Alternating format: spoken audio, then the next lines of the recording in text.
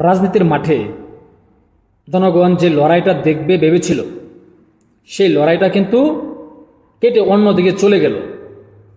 জনগণ ভেবেছিল যে বিএনপি এবং জামাত একটা মুখোমুখি লড়াই হবে বা মুখোমুখি সংঘর্ষ হবে, কিন্তু সেখান থেকে জামাত কেটে গিয়ে লড়াইটা এখন হবে এনসিপির সাথে।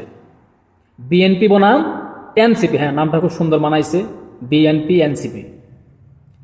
এই লড়াইয়ে মাঠের শক্তিতে কে এগিয়ে থাকবে আপনারা কমেন্টে জানাবেন।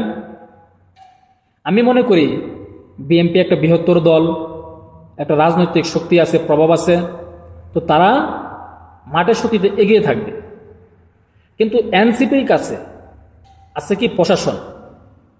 এনসিপিরা বিভিন্ন সময় বিভিন্নভাবে বিএনপিকে উস্কানি দিয়ে কিন্তু কথা বলে যে এক দল লুটপাট করে গেছে, আরেক দল লুটপাট করে খাওয়ার জন্য রেডি হয়ে আছে। বর্তমানে দেশের বিভিন্ন স্থানে লুটপাট, চাঁদাবাজি, দখলদার এগুলা কিন্তু বিএনপিরই হচ্ছে, মানে বিএনপি নেতাকর্মীরাই করতেছে। সব করে 80%, সব না, 80%ই কিন্তু বিএনপিরা করতেছে। আর এই সুযোগটি কাজে লাগাচ্ছে কারা? এনসিপি ওলারা। এনসিপি বলতেছে যে একদল খায় গেছে, আরেক দল খাওয়ার জন্য রেডি হয়ে আছে। তো আপনারা কি মনে করেন যে বিএনপি আসলে কি অবশ্যই চাঁদাবাজি, লুটপাট, দখলদারি হবে, বা বিএনপি কি 80% করতেছে? কমেন্টে লিখুন। তবে এনসিপির হাতে আছে প্রশাসন। যদি প্রশাসন সরকার পক্ষ কাজ করে তাহলে কিন্তু খেলাটা একটু ভিন্ন রকম হবে। আর বাংলাদেশের রাজনীতির মাঠে নির্বাচন কমিশন তার কিন্তু সবসময় কোমর ভাঙা থাকে বা মাজা ভাঙা থাকে। সবসময় আমরা দেখি যে একটা দলকে না একটা দলকে নির্বাচন কমিশন ফেভার দিয়েই থাকে। এখনও যে একটা পরিস্থিতি ধারণ করতেছে, যদি 1 বছর পরে নির্বাচন হয়, ডক্টর মোহাম্মদ ইউনূস প্রধান উপদেষ্টার পদ ছেড়ে দিয়ে আয়সা তিনি এই এনসিপি পার্টিতে যোগ দেয় এনসিপির প্রধান হিসাবে, তখন কিন্তু খেলাটা অন্যদিকে চলে যাবে। একটা মুখোমুখি সংঘর্ষ হবে। আর মাঠের শক্তিতে কিন্তু বিএনপি একটা শক্তিশালী দল, একটা সংঘবদ্ধ দল। কেননা দীর্ঘদিন যাবৎ তারা কিন্তু মাঠে নাই, অনেকদিন যাবৎ শরীরে জং বেড়ে আছে, জংগুলা সারানোর একটা জায়গাও পাইতেছে না। কিন্তু মাঠে নামলে বিএনপি অবশ্যই এনসিপিকে প্রচণ্ড মারধর করবে, এনসিপি প্রচণ্ড মারধরের শিকার হবে। এটা কিন্তু বাস্তব। প্রশাসন ছাড়া এনসিপি বর্তমানে যেখানেই যায় সেখানে কিন্তু মার খায়। আপনারা দেখেন, নাহিদকে কিছুদিন আগে মারতে চাইল বরিশাল বিশ্ববিদ্যালয়ে। তাছাড়া এই যে কান্দা মাসুদ, মানে ওরফে হান্নান মাসুদ, ওনাকেও প্রায় সময় দেখি যে মাথা মুথা ফাটায় ফেলায়।